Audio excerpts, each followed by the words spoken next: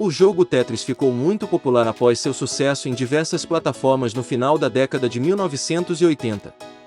Seguindo essa mania, nasceu o Brick Game, um verdadeiro clone inspirado e copiado por diversas empresas de circuitos eletrônicos, principalmente na China.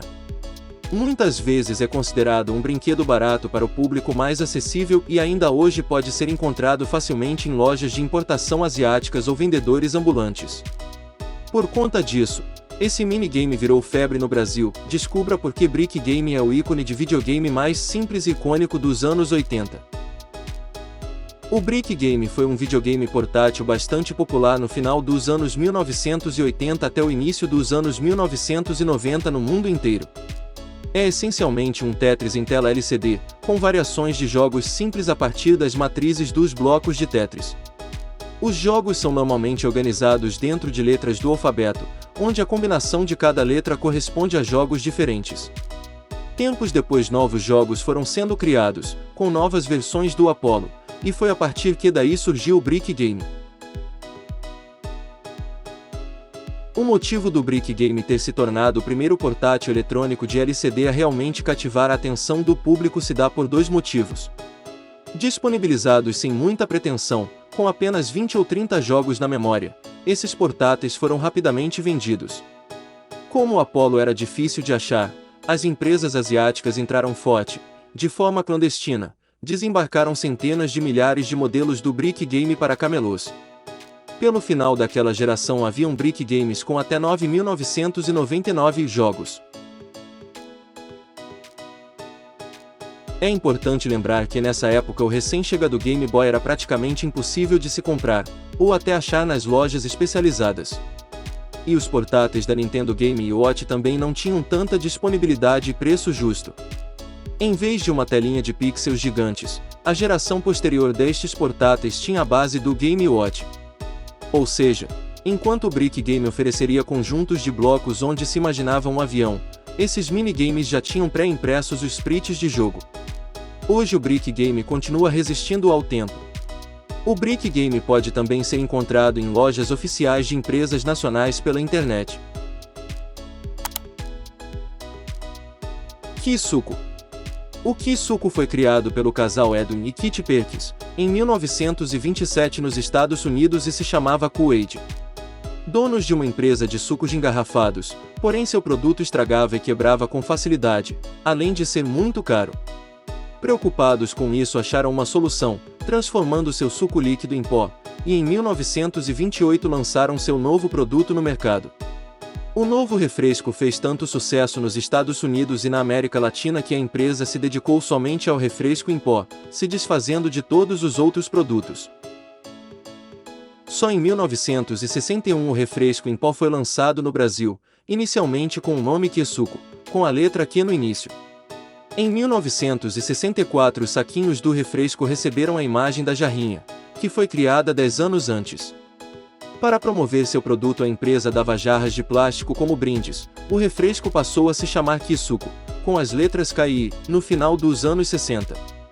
Por 15 centavos o refresco fez a alegria dos brasileiros que não podiam comprar refrigerante, que para a maioria, era artigo de luxo na época. Com um pacotinho podia-se fazer 1 litro de suco, mas para adoçar precisava de muito açúcar. O Tamagotchi ou bichinho virtual. Lançado em 1996 por Akihiro Yokoi e Aki Maita. A ideia do brinquedo é que você pode cuidar de um animalzinho virtual como um real, podendo tratar dele dando alimento, banho, carinho entre outros cuidados. O brinquedo virou febre entre as crianças da época. Se hoje os celulares tomam conta do dia a dia das crianças, naquela época eram os bichinhos virtuais que faziam a cabeça delas. Porém, assim como os celulares, os Tamagotchi também acabavam atrapalhando nas aulas. Pois nos primeiros lançamentos, geração 1 e 2, se não recebessem os cuidados adequados o bichinho poderia morrer em menos de meio dia, gerando muita distração e interrupções durante as aulas, fazendo com que muitas escolas banissem o produto. Há relatos de que crianças chegavam a se emocionar com a morte deles, e enviá-los para cemitérios para enterro. Tazo é um brinquedo colecionável que foi lançado no México pela Sabritas em 1994, e que foi exportado mundialmente pela PepsiCo. O colecionável chegou ao Brasil através da Alma Chips, empresa que o distribuiu nacionalmente dentro das embalagens de seus salgadinhos a partir de março de 1997. Pedro Padierna, vice-presidente de marketing da empresa mexicana Sabritas, criou os Tazos na primeira metade da década de 90. A Sabritas era subsidiária do grupo americano PepsiCo. Pedro e seu colega de trabalho Fabien de la Paz procuravam uma forma de aumentar as vendas dos produtos da marca. Durante a busca por uma nova campanha, a dupla relembrou do sucesso obtido pelos cards de futebol que eram disponibilizados no México dentro das embalagens de salgadinho, cards esses que Pedro Padierna colecionou durante a sua infância, e a partir disso decidiram usar da mesma estratégia, oferecendo brindes promocionais dentro das embalagens dos produtos da empresa. A promoção Tazo Mania foi lançada no Brasil no início de 1997.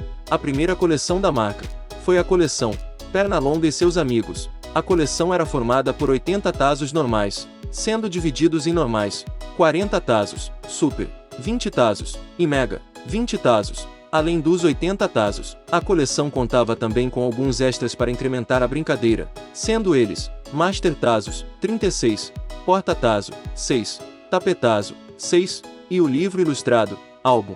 Todos os extras da coleção eram vendidos em forma de kit, exceto o álbum, que era vendido separadamente em lojas especializadas, e no final da coleção os Master Tazos passaram a ser vendidos nos snacks maiores e mais caros.